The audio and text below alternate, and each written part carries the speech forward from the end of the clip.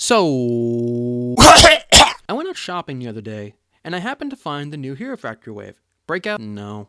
Jungle Fury? No. Brain Attack? Yep. So, I take a look and wonder which one I want to pick up. I never watched a review on them yet, so I'm kind of playing it by ear. I ended up with two to decide from. Ogrim or Bruizer? So let's see. Ogrim? Tons of newly colored parts. Brown is very rare to find. And a cool way. Let's get the stone guy. I mean, some new rock pieces, orange Exoforce arms. Sounds like it'd be great for mocking. Also, look at that totally accurate CG model on the bag. Looks like it's going to be a fun toy too. Upon opening the bag, you notice some new pieces. Some new recolors of Hero Factory armor, some new piece molds, the usual limbs. But most surprisingly, a decent amount of Technic bits?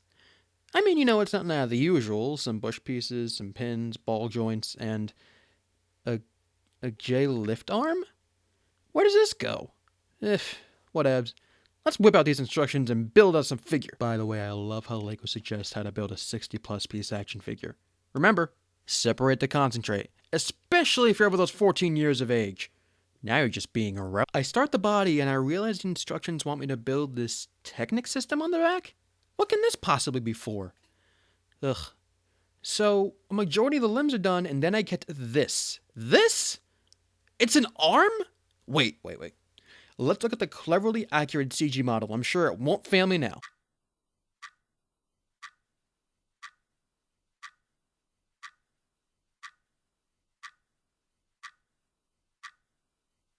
Start up.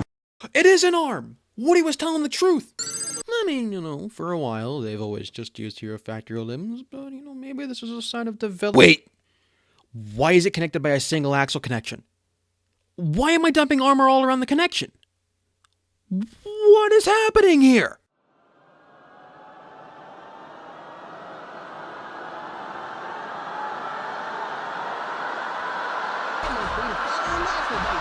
Well, maybe the gimmick isn't all that bad.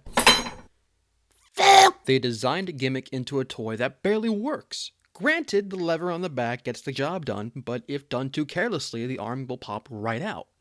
Say what you will about Hero Factory, but the toys have set a standard for being durable. But the design of the arm is just too flimsy. Especially this lever. What is this? A lightsaber rod and a ball joint?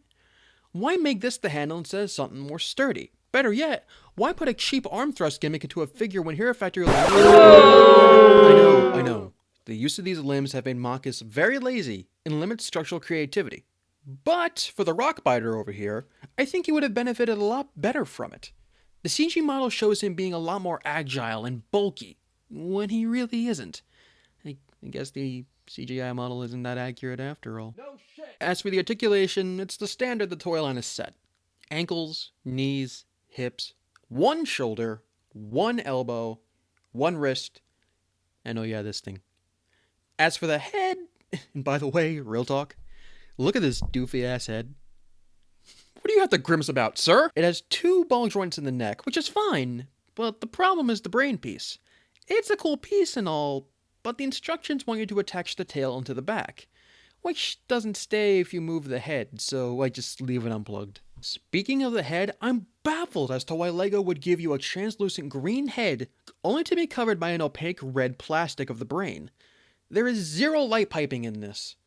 It's a little disappointment, among other things, but at this point I'm just nitpicking. Overall, this is a pretty meh figure. The built-in gimmick has poor execution, and the look just doesn't fit my taste, to be honest. Bruizer does come with a handful of good parts, though, so at least he redeems himself in that regard. I just wish he had true posability in that giant arm of his. It would have made it a much funner toy. But I digress. Anyway, guys, this is Shadow Gear 635. See you folks another time. By the way, here's the code. Eat your heart out.